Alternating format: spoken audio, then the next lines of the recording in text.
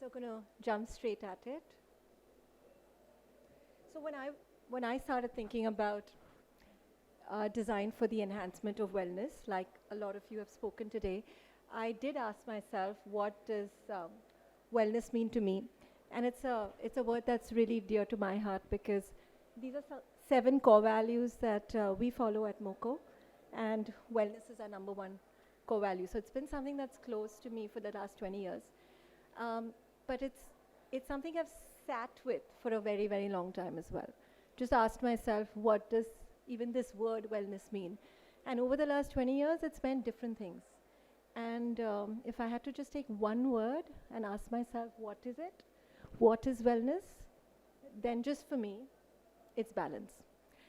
Balance between a lot of things, right? Balance between, somebody said, belongingness and safety and excitement, structure and flow, being in my inner world that you just took a picture of, and being right here in the outer world.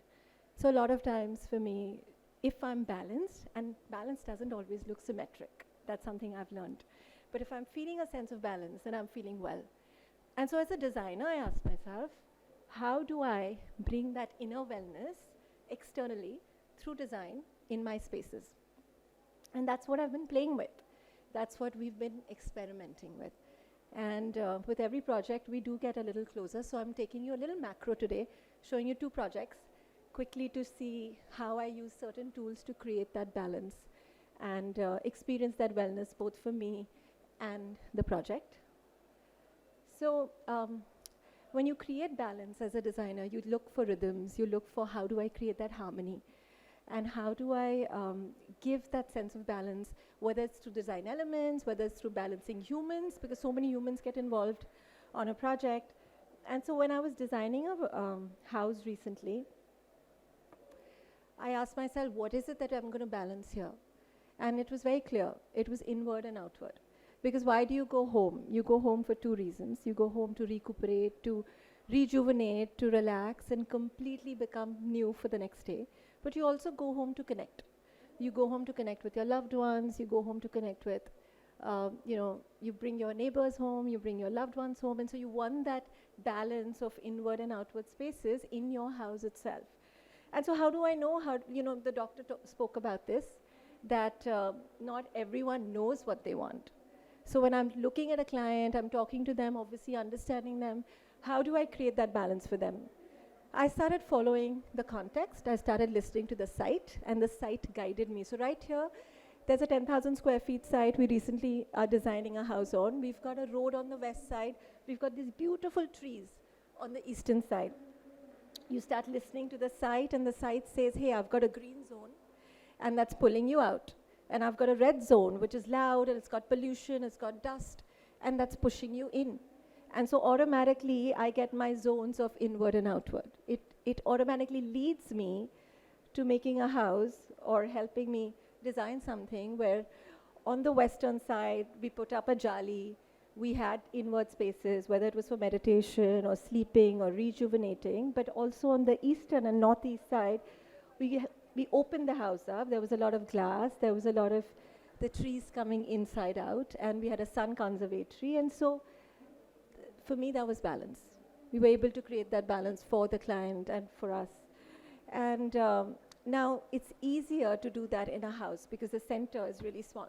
You've got one owner, and the owner's the builder, the owner's making all the decisions, and it's one unit pretty much. But what happens when this expands?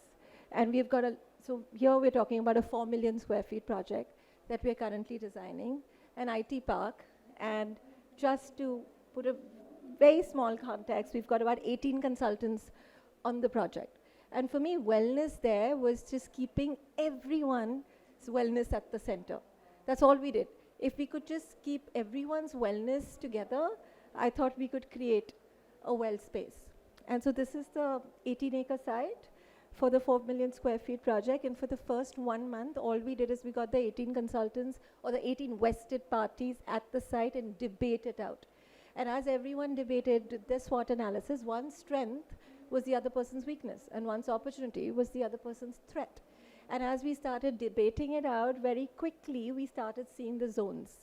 somebody's red zone was the other person's green zone, and somebody else's blue zone was the other person's yellow zone. Put this together, automatically the structural guys, the builders, the contractors were loving the straight lines, that part of the site which was giving them the least resistance. But the designers and the landscape and the irrigation, and we had a conservationalist, we've got natural flora, fauna, they wanted the green zone.